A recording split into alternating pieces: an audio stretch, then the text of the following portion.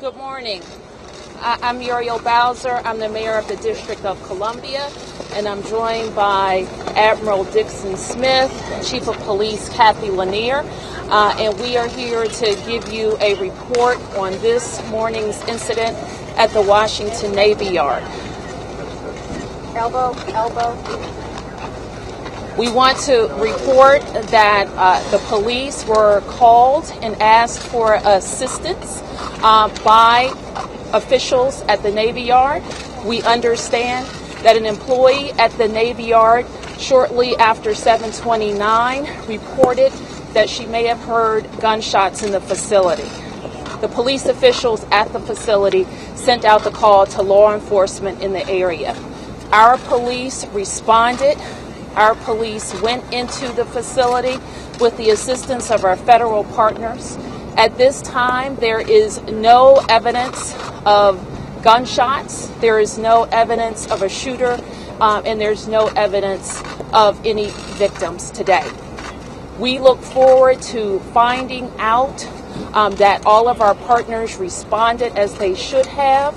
The Chief of Police will convene a after-action meeting shortly after the incident is cleared to see how everybody responded. I'm very proud of all of the officials that answered the call.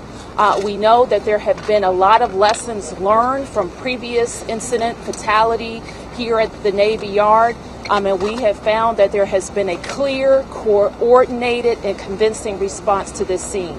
And we are grateful at this point that we have found no shooter evidence of shooting or any victims. I want to turn it over now to the Admiral so that the Admiral can describe how Navy officials responded in the current investigation in the center. And then we will hear from the Chief of the Metropolitan Police Department, Cathy Lanier. Thank you, Mayor. I'm Vice Admiral Dixon Smith, Commander, Navy Installations Command, and first and foremost, I'd like to thank the Mayor, D.C. Metro, all of our first responders from the federal and metro area. Their response was outstanding this morning and very much appreciated. As the Mayor said, we received a report of an active shooter this morning at 07:29. We responded to that and called in assistance from Metro D.C. As the Mayor stated, there's been no signs of a shooter, no shootings, and no injuries.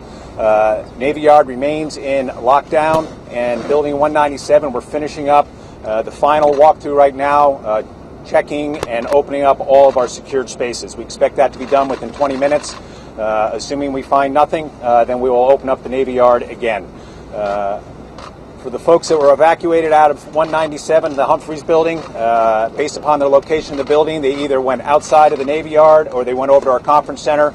And based upon the events of a couple of years ago, we have counselors and our chaplains are with them now, providing the support that they need or desire. Again, in closing, I'd like to thank the Mayor and the Police Chief and all the first responders for your quick response this morning. We've learned a lot over the last couple of years. We've exercised hard.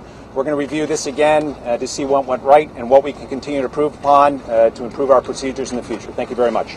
Chief? Just to give you a quick rundown from what we know right now. First, a call was placed from inside of the building, NAVC Command, this morning around 7:29. It went to the internal call center inside of the Navy Yard. That call, once received for possible sound of gunshots, was then immediately taken by the Naval District of Washington Police and broadcast over Metropolitan Police Department's citywide channel as a request for the Metropolitan Police and other law enforcement partners to assist with a potential active shooter at NAVC Command at the Washington Navy Yard. Our units, along with Metropolitan Police Department, along with the United States Park Police, Metro Transit Police, NCIS, United States Marshals, ATF, and others, Capitol Police, all responded to that request for law enforcement assistance. Many of the things we talked about in our after action of the Washington Navy Yard response a couple years ago went very, very smoothly. So officers were immediately able to access the gates and get in. We were having radio communications both in my command center and in the field immediately from Naval District of Washington police officers inside of NAVC Command's building. Within 20 minutes of the first call, I was sitting in Unified Command with Admiral Hilardes, police chiefs and representatives from the FBI, NCIS, and other federal law enforcement agencies. In just about the same amount of time, Metropolitan Police Department officers and FBI agents were able to get into and take control of the command booth and access everything we needed in terms of cameras and stuff inside of the building. So, having spent a lot of time doing the after action from the first incident at the Navy Yard, it appears that all the things that we tried to correct and make go better from the last incident went very, very well. A very smoothly, well-coordinated response here, and very happy that there is. This turns out to be a great exercise for us to see that we fixed what we wanted to fix, and nobody is hurt, and no evidence of any shots fired. So at this point, we'll take any questions that you have that we can answer.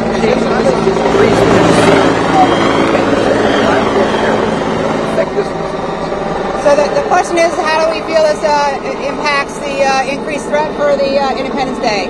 Obviously, right now, all evidence is that there was no criminal act here, there was no shots fired, that no one was hurt, and we don't believe that it was a malicious hoax or incident like that. So I don't think it has any relative play on that threat level. We take every event here in Washington very serious, and our posture remains extremely high for all special events, and it will continue for the 4th. Chief, let me clarify. Looking back, I meant by my question, Chief. Construction here. Is it possible that someone just heard construction? I mean, obviously anything is possible, and I think that we tell people over and over again, see something, say something. You don't know what's going on. Don't take things for granted. Make that call. So regardless of what it is, an employee thought they heard something of concern, they made a call. That's what we tell people to do. Chief, there was a report of surveillance tape that shows and finding offense just minutes before the reports of gunshot. Are you investigating that? Is there a surveillance video? I am aware of that. We have pulled all video. We are reviewing all video. We have no concerns about it right now. None. Admiral, can you talk about the active shooter drill? What it is that you practice on a routine basis and how it worked this time? Sure. We all of our commands practice active shooter drills. So we simulate that there's an active shooter drill in the building, and we train with our employees on how to respond. The first thing is to get out. If you can't, then you barricade yourself, and you have to, then you fight. But we go through that, and we exercise that, and we do that on a routine basis so our employees know what to do. There's no doubt in my mind that made a difference this morning in the actions that the employees at NAVC did in the Humphreys building. And what else can you tell us about the person who called in the report about shots fired? And is there any concern that they did it on purpose? Is there any possibility that they have a connection to a terror group? We have interviewed the person. We have no concerns whatsoever. Again, I think this is an employee that did exactly what we ask employees to do and the general public to do. If you have a concern, something is not right, please call the police. Let us figure it out. So you're saying that MPD went in first with the assistance of that? Naval District of Washington police were inside of the building when they made the call to us. So we followed them into the building, yes. All I can say is that she was in an office inside of NAVC Command's building. Chief, clarify now. Looking back at the side of the response, how many people, how quick, was any of that colored by the announcement of increased concern about terrorism on Independence? I think the response we saw here today is exactly like the response that we saw here when we had the active shooter here in the last incident, is that we take every call seriously, and when we heard a call go out for a potential active shooter, we brought the resources that needed to be here, and I think it has nothing to do with the increased threat level. That's what we do every day here. Chief, can you speak to the larger question about the July 4th weekend and your concerns about security threats in the nation's capital? So, again, I think we operate here in Washington, D.C., that there's an elevated threat level at all times. We never lower our threat level in terms of our posture, and we're aware of what's, the discussion and chatter is around the 4th of July events and all those threats, and we take those into account. We change our tactics up for different events, but we never lower our posture. We always maintain a very high posture. Deploying more people. We have a full deployment for every 4th of July. Chief, what would you say to DC that are worried that are on edge coming to 4th of July? Events like this, previous events as well.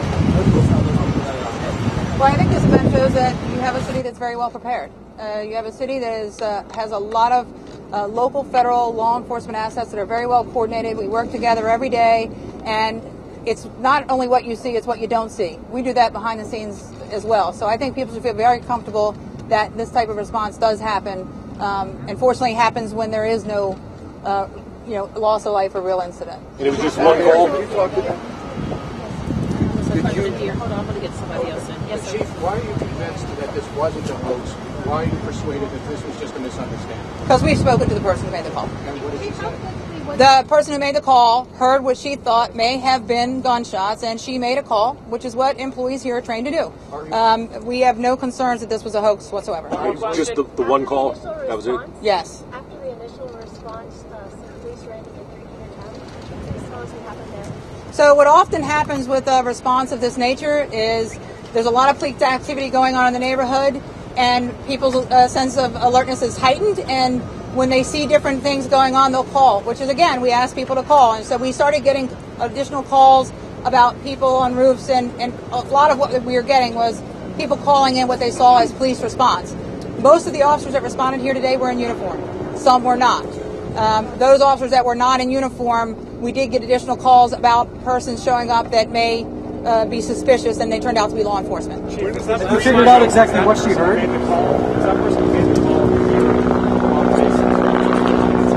So the question is, was the person who made the 911 call today a person who was here during the original Navy Yard incident? I don't want to answer that question. I think for respect for the privacy of the persons that work here, I'd rather just not answer that question.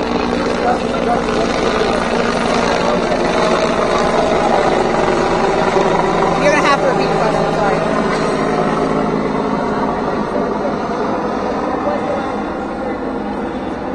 Well, information was coming in constantly as we were arriving on the scene. We were in the command center very quickly. We were able to listen to the call. We were able to listen to, or get the content of the call, listen to the radio transmissions. So, information came in constantly as we were here. Once we started, going through the building and interviewing employees, we took all the employees from the building to a separate location and began interviewing them. The more and more and more employees that we interviewed, the more comfortable we felt that we were really going in and just to secure this building, to make sure. We don't take anything for granted. Every inch of that building has been searched and is being searched the second time. Thank you. Let me just say that we want to thank everybody for being here and taking this information. I think what we see is that we had a convincing response to this scene. What we've also learned is that things that we could have improved upon, that we learned over the last couple of years, we've done exactly that. I think the coordination between our police department and our federal partners it has been so well executed in this event. And so when we talk to our residents and visitors who want to celebrate Independence Day in the District of Columbia, it should be very clear to everybody that we take clear and credible threats or calls from our citizens and employees very, very seriously. It should also be clear that the law enforcement apparatus of this city, which is not only our 4,000 officers, but a significant number of federal partners, will respond accordingly. So we're looking forward not only to the events on the National Mall celebrating the independence of our nation, but we will also stand up a significant number of events in our neighborhoods. So the 660,000 people of Washington are also going to be celebrating Independence Day in their neighborhoods. Thank you, everybody.